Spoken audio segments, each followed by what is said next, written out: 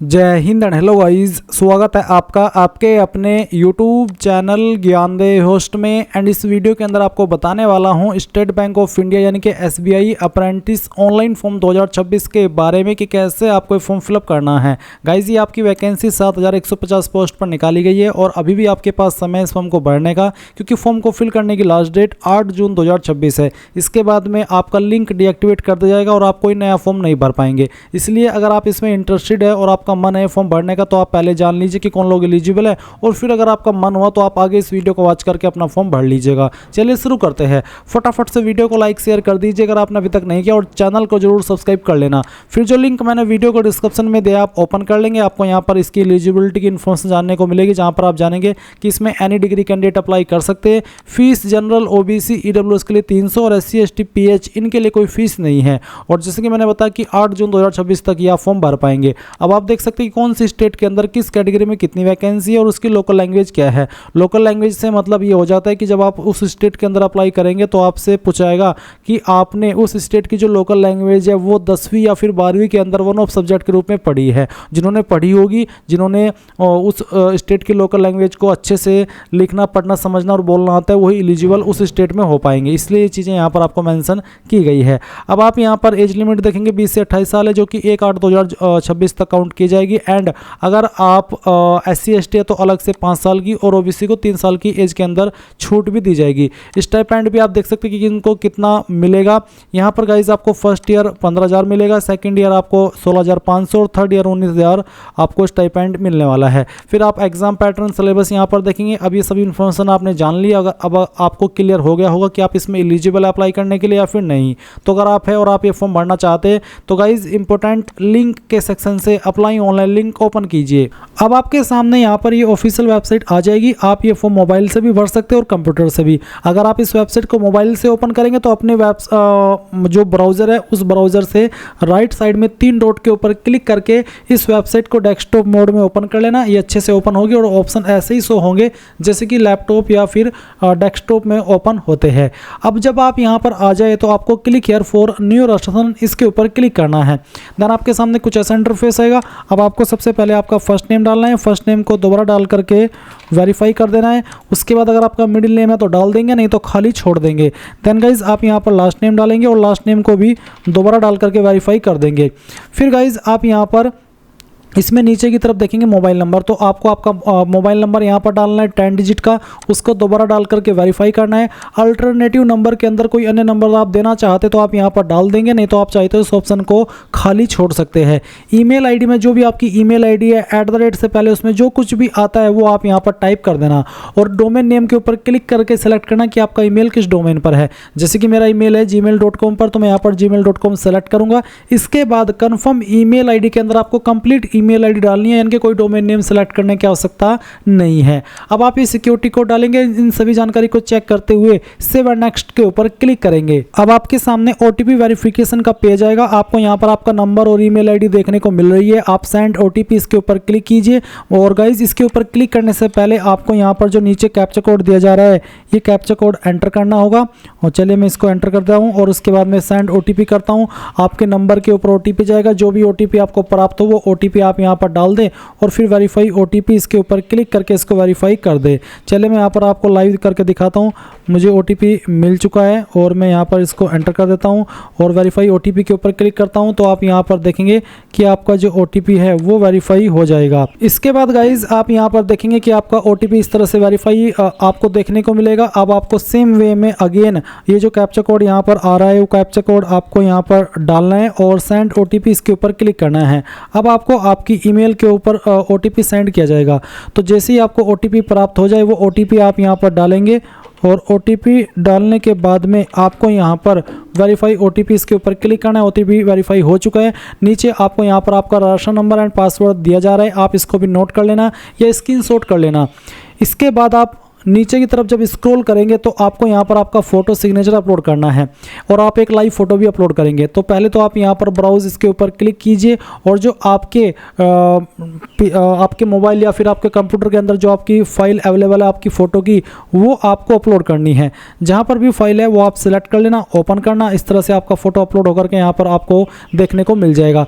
अब आप एक लाइव फ़ोटो कैप्चर करेंगे तो आप कैप्चर फ़ोटो इसके ऊपर क्लिक कीजिए, आपका कैमरा ऑन हो जाएगा। आप यहाँ से कैप्चर इसके ऊपर क्लिक करेंगे और सेव कर देंगे और आपकी फाइल यहाँ पर इस तरह से लाइव फ़ोटो वाली आ जाएगी। आप इसको मोबाइल से भी कर सकते हैं, क्लिक टू स्कैन इसके ऊपर क्लिक करके इस QR कोड को स्कैन करके। अब आप यहाँ पर इसमें I confirm that this is my valid photo and also agree to above mention note, तो आप इसके ऊपर टिक कर देना। अब आपको आपका सिग्नेचर अपलोड करना है। सिग्नेचर आप यहाँ पर जो आपका कैपिटल लेटर है उसके अंदर नहीं करना है, नॉर्मल जो आपका सिग्नेचर है स्मॉल लेटर में वही आपको करना होगा।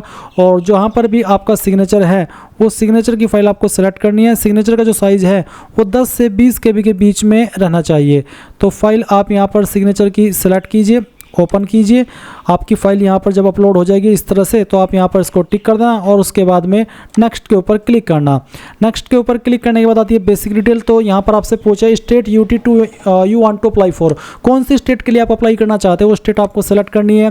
फिर यहाँ पर उस स्टेट की जो भी ऑफिशियल लैंग्वेज है वो आपको देखने को मिल जाएगी। जैसे कि यहाँ पर इसमें हिंदी उर्दू है तो मुझे हिंदी आती है, मैं यहाँ पर इसको सेलेक्ट कर लेता हूँ। फिर आपसे पूछा है kindly indicate medium of paper, आप कौन से मीडियम में अपना पेपर देना चाहते हैं, English and Hindi, English and Urdu, तो जिसमें भी चाहते हो ये आप अपनी चॉइस के अकॉर्डिंग सेलेक्ट कर लीजिए। फिर आपसे पूछे are you proficient in reading, writing, speaking and understanding in any one of the specified local language of that state, यानी कि जिस भी स्टेट के लिए आप अप्लाई करें उस स्टेट की जो भी लोकल लैंग्वेज है क्या वो आपको पढ़नी, लिखनी, बोलनी और समझनी आती है, तो आप यहाँ पर यस कर दीजिए कि हाँ आती है। फिर पूछा है कि डू यू हैव 10th और 12th standard marksheet certificate evidencing having studied official local language, यानी कि क्या 10वीं या 12वीं के अंदर या फिर उससे हायर क्वालिफिकेशन के अंदर आपने वन ऑफ सब्जेक्ट के रूप में आपकी लोकल लैंग्वेज को पढ़ा है जो कि ये साबित करती हो कि आपने इसको पढ़ा है। तो मैं यहाँ पर यस कर देता हूँ क्योंकि मैंने 10वीं और 12वीं में हिंदी सब्जेक्ट को पढ़ा था। इसके बाद आती है डिस्ट्रिक्ट। तो आपको यहाँ पर आपकी डिस्ट्रिक्ट की प्रेफरेंस देनी है, तो किस डिस्ट्रिक्ट के अंदर आप चाहते हैं कि मेरा अगर सिलेक्शन हो जाए तो मैं उसमें जॉब चाहूँ, तो वो आपको यहाँ पर सेलेक्ट कर लेना है, पहली चॉइस, उसके बाद में सेकंड चॉइस और फिर यहाँ पर तीसरी चॉइस। फिर यहाँ पर नीचे आती है कैटेगरी, तो जो भी आपकी कास्ट कैटेगरी है जैसे कि जनरल, OBC, WS, वही आप सेलेक्ट कर लेंगे। अगर OBC तो फिर आपको यहाँ पर आपकी सब कास्ट पे एंटर करनी है, SC तो ST, जनरल के सामने ऑप्शन एक्टिवेट नहीं होगा। इसके बाद नीचे की तरफ आपसे पूछा कि क्या आप बेंचमार्क डिसेबिलिटी वाले कैंडिडेट हैं, यानी कि विकलांगता है आपकी 40% या उससे ज़्यादा, अगर हाँ तो यस, नहीं तो आपको नो करना है। फिर नीचे की तरफ कुछ और सवाल है, ये उन्हीं के सामने एक्टिव होंगे जो कि विकलांग है, आपके सामने एक्टिव नहीं होंगे। फिर एक और सवाल है are you a person with specified disability covered, basically ये भी विकलांगता से जुड़ा हुआ सवाल है जहाँ पर ये पूछा कि आपको लिखने में प्रॉब्लम है और आपको उसके लिए स्क्राइब चाहिए। अगर आप ऐसे कैंडिडेट है तो यस करना, नहीं तो नो कर दीजिए। इसके बाद यहाँ पर पूछा है आपका रिलीजन, तो जो भी आपका रिलीजन है वो आप सेलेक्ट कर लेंगे। फिर पूछा कि आप माइनॉरिटी कम्युनिटी से यानी कि अल्पसंख्यक समुदाय से बिलोंग करते हैं, अगर हाँ तो यस, नहीं तो आपको नो करना है। फिर नीचे यहाँ पर गाइस आप देखेंगे आपको बोला है कि step first, it is mandatory for all candidates to visit bfsissc.com and read the detailed guidelines on how to register on NAPS portal. आपको यहाँ पर इन पोर्टल के ऊपर भी रजिस्ट्रेशन कर लेना है जो कि यहाँ पर आपको मेंशन किया गया है।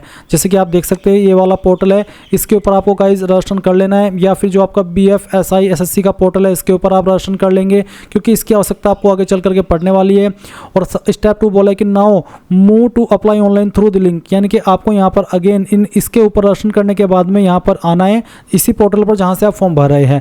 अब आपको पूछा कि do you register on national apprenticeship promotion scheme NAPS portal before, अगर आपने इस वैकेंसी पर अप्लाई करने से पहले ये रजिस्ट्रेशन कर लेता है इस पोर्टल के ऊपर तो आप यस करेंगे, और अगर नहीं किया तो आप नो करेंगे। नो करने पर आपको यहाँ पर उस पोर्टल के ऊपर सेंड किया जा सकता है, और अगर आप यस करते हैं तो गाइज आपको यहाँ पर जो NAPS पोर्टल है जिसके बारे में आपको यहाँ पर बोला जा रहा है, चलिए मैं आपको दिखाता हूँ NAPS पोर्टल कौन सा है।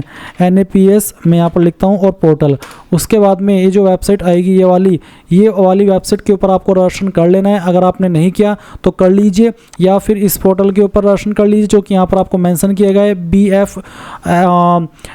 bfsissc.com। इसके ऊपर रजिस्ट्रेशन करने का प्रोसेस अलग रहता है, तो उसके ऊपर रजिस्ट्रेशन कैसे करना होगा उसके लिए गाइज मैंने अलग से वीडियो बनाई हुई है जिसका लिंक मैं आपको यहाँ पर इंपॉर्टेंट लिंक के सेक्शन में डाल दूंगा, जिसको वॉच करके आप रजिस्ट्रेशन कर लेना। और उसके बाद में जो आपको रजिस्ट्रेशन ID मिलेगी वो आप यहाँ पर डाल दीजिएगा, और उसके बाद नीचे की तरफ आप यहाँ पर देखेंगे state UT which centre of exam belong, कौन से स्टेट के अंदर आप आपका एग्जाम सेंटर चाहते हैं वो आपको यहाँ पर सेलेक्ट कर लेना है। फिर किस सिटी के अंदर चाहते हैं वो सिटी आपको यहाँ पर सेलेक्ट कर लेनी है इस तरह से।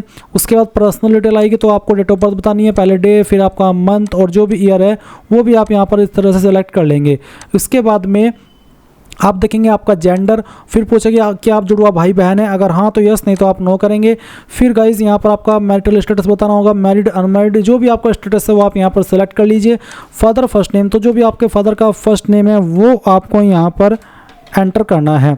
उसके बाद मिडिल नेम और फिर यहाँ पर लास्ट नेम। देन गाइज यहाँ पर आपकी जो माता जी उनका फर्स्ट नेम, मिडिल नेम और लास्ट नेम डाल देना है। शादी हो चुकी है तो आपका स्टेटस मैरिटल स्टेटस में अनमैरिड के अलावा मैरिड या फिर कुछ भी हो सकता है, और फिर आपको यहाँ पर आपके पति या पत्नी का नाम देना होगा।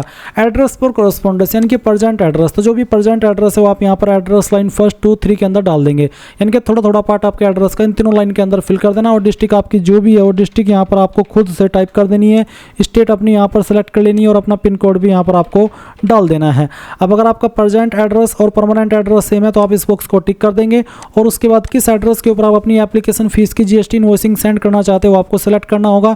और फिर यहाँ पर आपके सामने आपकी फीस का अमाउंट आएगा। अगर आप SC ST है तो आपको यहाँ पर 0 देखने को मिलेगा। अब आप यहाँ पर नीचे सेव एंड नेक्स्ट के ऊपर क्लिक करेंगे। अब आपके सामने यहाँ पर क्वालिफिकेशन, एक्सपीरियंस और लैंग्वेजेस का सेक्शन आ चुका है। आपकी जो भी क्वालिफिकेशन है वो आपकी 1 अप्रैल 2026 तक कंप्लीट हो जानी चाहिए। तो ग्रेजुएशन इसमें जरूरी है अप्लाई करने के लिए। तो गाइज यहाँ पर आपको आपका स्ट्रीम या सब्जेक्ट सेलेक्ट करना है, अगर इनमें है तो सेलेक्ट कर लें, इनमें नहीं हो तो अदर्स के ऊपर क्लिक करके खुद से अपने डिग्री, सब्जेक्ट, स्ट्रीम का नाम आप यहाँ पर दे सकते हैं। बट अगर इन्हीं में तो यहाँ से आपको सेलेक्ट कर लेना है। फिर आपको नेम ऑफ कॉलेज आपको बताना है कि कहाँ से आपने आपका जो क्वालिफिकेशन है वो किया है, उसका पूरा नाम आप यहाँ पर इस तरह से एंटर कर देना है। डेट ऑफ पासिंग, कौन से डेट में आपने इसको पास कर लिया था वो भी आप यहाँ पर इस तरह से सिलेक्ट कर लेंगे। एग्रीगेट मार्क्स ऑब्टेन्ड, कितने नंबर आपको आए थे वो आपको यहाँ पर डाल देना है, और कितने में से आए थे वो आप यहाँ पर मैक्सिमम मार्क्स के अंदर फिल करेंगे। अगर आपके नंबर CGPA के अंदर है तो आप मार्क्स को मत भर करना, आपको CGPA ऑब्टेन्ड और टोटल CGPA भरनी है। इसके बाद गाइज परसेंटेज आपकी कितनी होती है वो परसेंटेज आप डाल देंगे, और क्लास ग्रेड आपकी क्या आती है वो आपको सेलेक्ट कर लेना है। अगर आपके पास कोई अन्य क्वालिफिकेशन है तो उसकी जानकारी भी आप यहाँ पर दे सकते हैं। फिर पूछा कि डू यू हैव ट्रेनिंग और job experience for a period of 1 year और more after the attending these qualification, यानी कि जो क्वालिफिकेशन है ये करने के बाद में क्या आपके पास 1 या उससे ज़्यादा साल का एक्सपीरियंस है, अगर हाँ तो यस, नहीं तो आप नो करेंगे। फिर पूछा कि क्या आप अप्रेंटिसशिप जो है वो पहले भी की है SBI से या फिर किसी अन्य ऑर्गेनाइजेशन से, अगर हाँ तो यस, नहीं तो आप नो करेंगे। अगर आपके पास कोई एक्सपीरियंस है तो इसको भर देंगे, वैसे इसमें एक्सपीरियंस चाहिए नहीं तो आप इसको खाली छोड़ दीजिए। लैंग्वेज यहाँ पर आपकी जो कंपलसरी जो आपको आनी ही चाहिए वो यहाँ पर इस तरह से देखने को मिलेगी। आप बताइए कि मुझे पढ़नी आती है, लिखनी आती है और बोलनी आती है। उसके बाद में जो सेकंड लैंग्वेज आती है वो आप यहाँ पर लिख देंगे और बताएंगे मुझे पढ़नी आती है, लिखनी आती है और बोलनी आती है, तो ये इसको ऑन करना। एंड अगर आपको कोई तीसरी लैंग्वेज भी आती है तो वो भी आप यहाँ पर इस तरह से बताएंगे। फिर आपको सेव एंड नेक्स्ट के ऊपर क्लिक करना है। इसके बाद जो भी जानकारी आपने भरी है उसका प्रीव्यू आपके सामने आएगा। सभी जानकारी चेक करते हुए आप यहाँ पर नीचे की तरफ आएंगे और आई एग्री इसके ऊपर क्लिक करेंगे। कंप्लीट रसन के ऊपर क्लिक करके यहाँ से ओके करेंगे, एक बार फिर से ओके करेंगे। अब आपको यहाँ पर इसमें डॉक्यूमेंट अपलोड करना है, तो आपका लेफ्ट थंब इंप्रेशन यानी कि बाएं अंगूठे का निशान, तो चूज फाइल उसके ऊपर क्लिक कीजिए और जहाँ पर भी थंब इंप्रेशन है वो आपको यहाँ पर सेलेक्ट कर लेना है। चलिए मैं आपको यहाँ पर एक फाइल अपलोड करके दिखाता हूँ। इस फाइल को मैं यहाँ से सिलेक्ट कर लेता हूँ, ओपन करता हूँ। आपकी फाइल इस तरह से आ जाएगी जैसे कि आप अभी वीडियो में देख सकते हैं। आप इसको ओके कर दीजिए। अब आपको हैंड रिटर्न डिक्लेरेशन अपलोड करना है। इसमें आपको क्या लिखना है वो आप जान लीजिए। ये जो लिंक मैंने आपको इस वीडियो को डिस्क्रिप्शन में दिया हुआ है, अगर आपने अभी तक भी ओपन नहीं किया तो इसको कर ले। और ओपन करने के बाद में आप यहाँ पर नीचे की तरफ हैंड रिटर्न डिक्लेरेशन के नाम से एक हेडिंग देखेंगे। ये जो लाइन लिखी गई है आपको एक एज इट इज एक कोरे कागज़ के ऊपर लिखनी है, जो कि आपको अपने हैंड से रिटर्न करना होगा इंग्लिश में, और नेम ऑफ द कैंडिडेट की जगह पर अपना नाम लिखना है जो आपने फॉर्म के अंदर भरा है, और फिर उस फाइल को स्कैन करके यहाँ पर अपलोड करना होगा।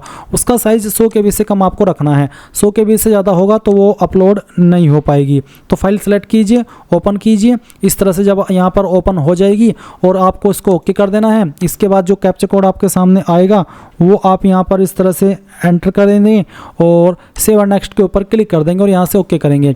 इसके बाद गाइज अगर आप SC ST है तो डायरेक्टली आपका फॉर्म सबमिट हो जाएगा और आप अपने फॉर्म का फाइनल प्रिंट आउट ले पाएंगे। बट अगर आप जनरल OBC है तो आपके सामने ये वाला इंटरफेस आएगा और आपको यहाँ पर इसमें कैप्चा कोड डालना है और सबमिट कर देना है। इसके बाद ओके करेंगे, आपको पेमेंट के पेज पर ट्रांसफ़र किया जाएगा।